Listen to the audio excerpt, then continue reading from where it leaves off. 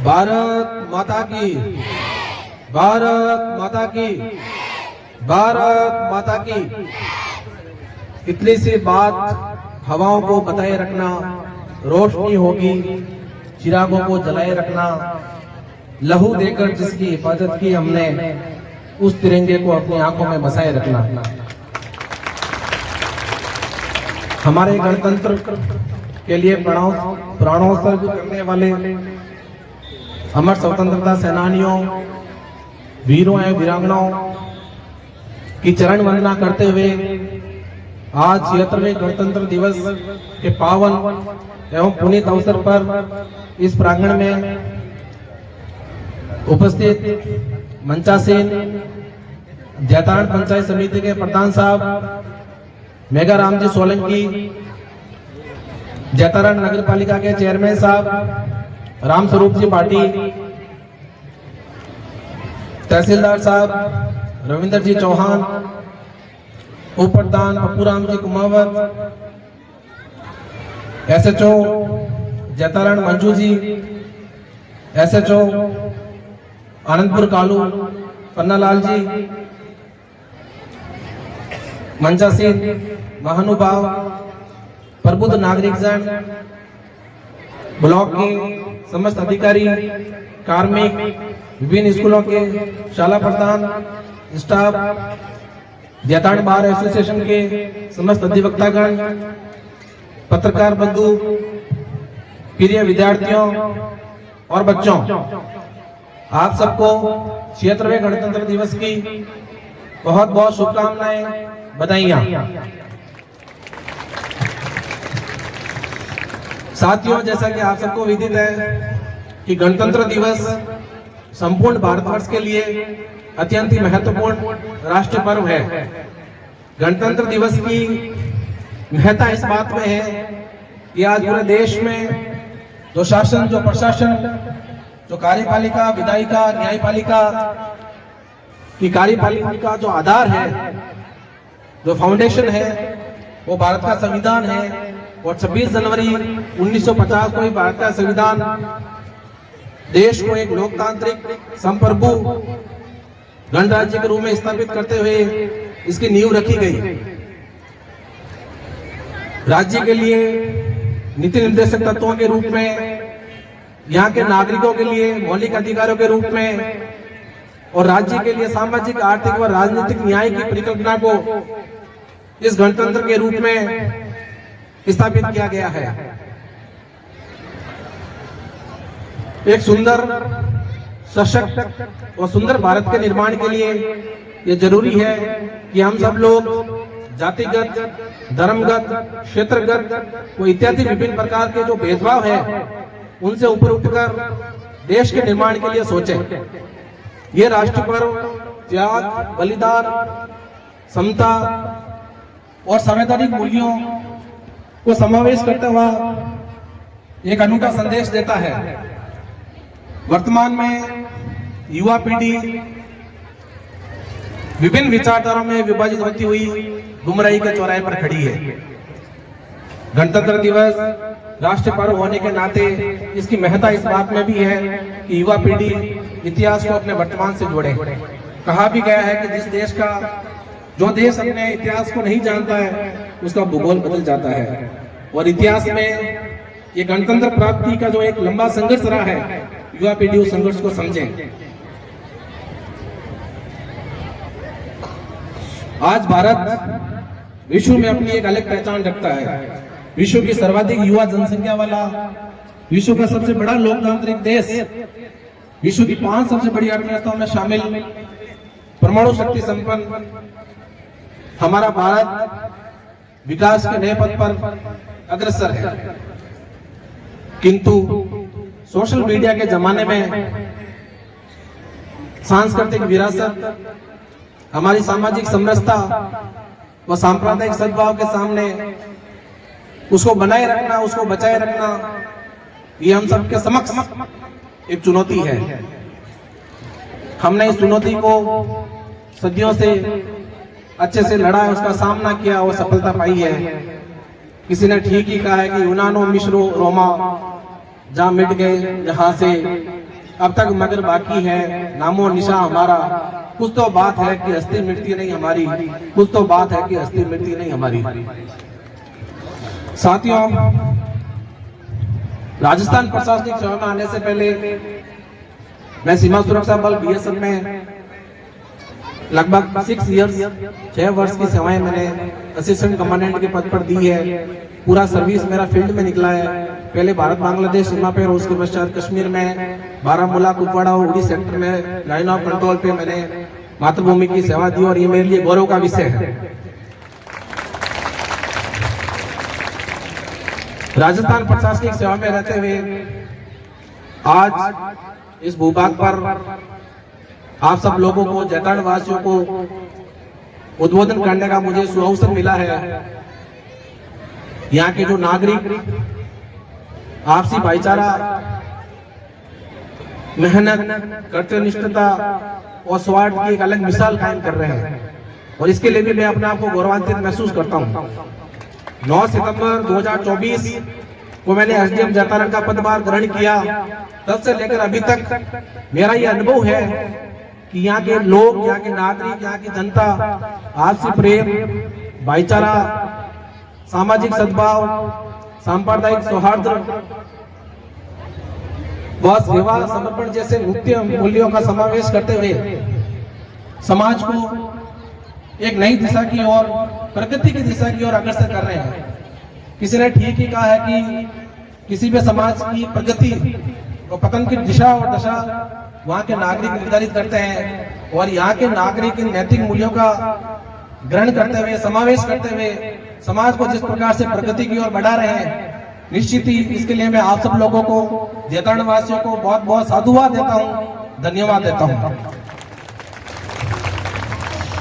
आज के इस पावन व पुनीत अवसर पर इस प्रांगण में जो भी अभिभावकगण, वरिष्ठ जन उपस्थित है, उन सबसे मेरा एक आग्रह है, अनुरोध है कि इस प्रांगण से जाते समय एक संकल्प लेके जाए कि आप अपने बच्चों को अच्छी शिक्षा देंगे। शिक्षा व्यक्ति के शारीरिक, मानसिक, नैतिक, आध्यात्मिक सभी प्रकार के विकासों का आधार है। निश्चित रूप से पिछले कुछ दशकों से शिक्षा के प्रति लोगों की सोच बदली है। चाहे वो महिला शिक्षा की बात करें या जो पिछड़े हुए इलाके हैं उनमें शिक्षा को लेकर जो एक जागरूकता आई है, निश्चित रूप से काबिले तारीफ है। लेकिन अभी भी मैं मानता हूं कि जो साक्षरता दर है या जिस प्रकार का शैक्षिक विकास होना चाहिए उसमें अभी भी हमें बहुत कुछ करने की गुंजाइश है और इसके लिए जरूरी है कि अभिभावक इस चीज को समझें। कहा भी गया है कि अपने हौसले इस तरह आजमाया करो, मुश्किलें देकर मुस्कुराया करो, 2 निवाले भले ही कम खाया करो, 2 निवाले भले ही कम खाया करो, लेकिन अपने बच्चों को जरूर पढ़ाया करो। तो ये अभिभावक जब यहाँ से जाए तो ये संकल्प लेके जाए कि भी हम अपने बच्चों को अच्छी से अच्छी शिक्षा दें। भले हमारे आराम में, सुख सुविधा में कुछ कमी रह जाए, लेकिन अपने बच्चों को हम अच्छी शिक्षा देंगे।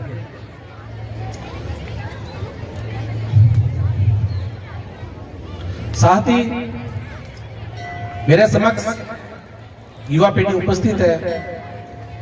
मैं मानता हूं कि जरूरी नहीं है कि सबका पोटेंशियल है वो एजुकेशन में ही हो, शिक्षा में ही हो, सब IAS RAS या गवर्नमेंट टीचर बने या गवर्नमेंट सर्विस में जाएं। लेकिन मेरा ऐसा मानना है कि कोई भी ऐसा युवा, कोई भी ऐसा व्यक्ति, कोई भी ऐसा इंसान, कोई भी ऐसा बच्चा नहीं है जिसके अंदर कोई पोटेंशियल कुछ भी नहीं हो। कोई भी बिल्कुल बेकार नहीं होता, उसके अंदर जरूर कुछ ना कुछ करने का पोटेंशियल होता है। तो शिक्षा नहीं तो जो युवा पीढ़ियां उपस्थित है उनसे मेरा आग्रह रहेगा कि आज जो ग्लोबलाइजेशन, प्राइवेटाइजेशन और लिबरलाइजेशन का दौर है, वहां पे कहीं ना कहीं जॉब अपॉर्चुनिटीज का एक पूरा समुद्र आपके सामने खुला है।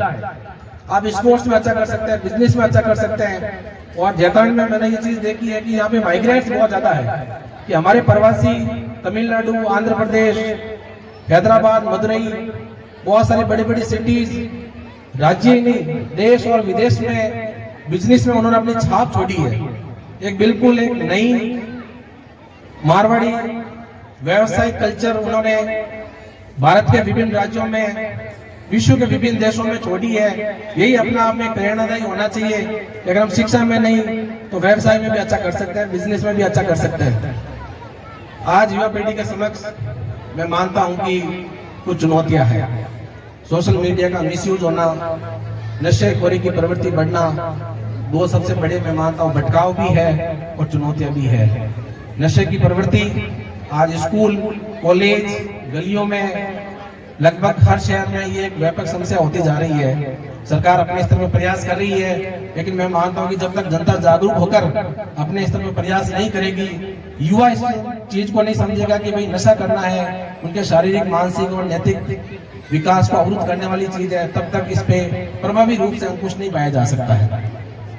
वर्तमान में माननीय प्रधानमंत्री महोदय नरेंद्र मोदी जी के नेतृत्व में विजन 2047 कि भाई 2047 तक भारत देश को एक विकसित करना है, विकासशील से विकसित देश की श्रेणी में विश्व के पटल पे रखना है। और ये तभी संभव होगा, ये सपना तभी साकार होगा जब हर नागरिक, हर युवा, हर व्यक्ति इस चीज को समझे कि वो जिस जिस क्षेत्र में है उस क्षेत्र में अपना अच्छा कार्य करें, कर्तव्यनिष्ठ रहें। वर्तमान में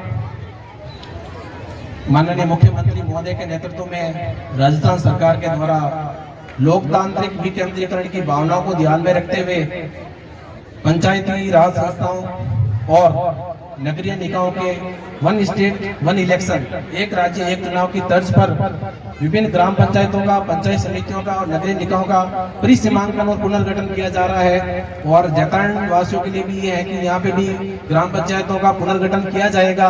और आप जागरूक रहें, अवेयर रहें, इस प्रकार के अवसर बहुत कम मिलते हैं। आप अपने क्षेत्र की समस्याओं को समझें और प्रशासनिक सुविधा की दृष्टि से अगर ग्राम पंचायतों के पुनर्गठन की आवश्यकता पड़े तो इसका प्रस्ताव मेरे ऑफिस में आप भिजवाएं। निश्चित रूप से एक पॉजिटिव डायरेक्शन में इस पे विचार किया जाएगा।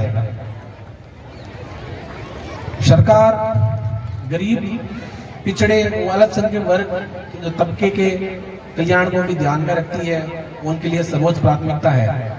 आप सब लोगों को मैं ये बताना चाहूंगा इस मंच के माध्यम से कि NFS से national food security act portal खुल चुका है। उसमें नए नाम जोड़े जा रहे हैं। प्राथमिकता सूची में जो अयोग्य व्यक्ति हैं उनको हटाया जाएगा और जिनके नाम विभिन्न कारणों से पहले नहीं जोड़े गए या जो योग्यता सूची में आने से रह गए, उनके लिए नए राशन कार्ड बनाए जाएंगे। इसके लिए उनको ऑनलाइन पोर्टल से अप्लाई करना पड़ेगा। वर्तमान सरकार के लिए महिला सशक्तिकरण भी एक प्रमुख प्राथमिकता है। जैसा कि आप सबको विदित होगा कि मातृशक्ति के लिए सरकार ने भी हाल ही जो शिक्षक भर्ती है उसमें 50% तक आरक्षण कर दिया है। और सरकार की जितनी भी भर्तियां सब में 1/3 33% आरक्षण ऑलरेडी सरकार के द्वारा दिया गया है। इसके अलावा भी मैं मानता हूं कि सरकार की जितनी भी योजना है, चाहे वो केंद्र सरकार हो, राज्य सरकार हो, उन योजनाओं का धरातल पर सफल क्रियान्वयन तभी संभव है जब आप लोग, यहाँ के नागरिक उन योजनाओं से भली भांति रूबरू हो। सोशल मीडिया और टेक्नोलॉजी के जमाने में आजकल एक क्लिक पे सभी सूचनाएं उपलब्ध है। टेक्नोलॉजी का, स्मार्टफोन का अच्छे से उपयोग करें और खासकर अपने जो बच्चे हैं, युवा हैं, उन पे भी निगरानी रखते हुए इसका मिसयूज नहीं हो, इस चीज का ध्यान रखा जाए। आज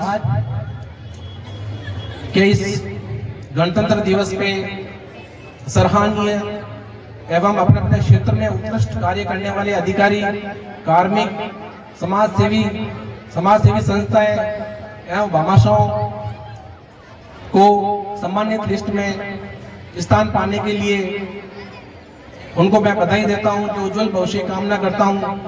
और अभी तक मार्च पास्ट में जो भी स्टूडेंट्स रहे हैं उन्होंने शानदार मार्च पास्ट किया है। और जो मॉडल विवेकानंद स्कूल है उनके बच्चों ने भी शानदार बैंड की परफॉर्मेंस दी है। और अभी तक के जो 4 कल्चरल प्रोग्राम हुए हैं, PM श्री स्कूल, KGBV और government girls school, senior secondary school, तो उनके लिए भी जो उनके मेंटर्स है, टीचर है, गाइड है, जिन्होंने इतनी शानदार परफॉर्मेंस तैयारी कर रही है, उनको भी मैं वेलकम कहना चाहूँगा। और आज के इस गणतंत्र दिवस के पावन व पुनीत अवसर पर आप सब आए, इसके लिए मैं आपको धन्यवाद देता हूं और पुनः एक बार गणतंत्र दिवस की बहुत बहुत बधाइयां, शुभकामनाएं। और अंत में मेरी आप लोगों से ही अपील रहेगी कि आओ मिलकर कदम बढ़ाएं, अपना अपना फर्ज निभाएं, आओ मिलकर देश बनाएं। जय हिंद, जय भारत। प्रेरित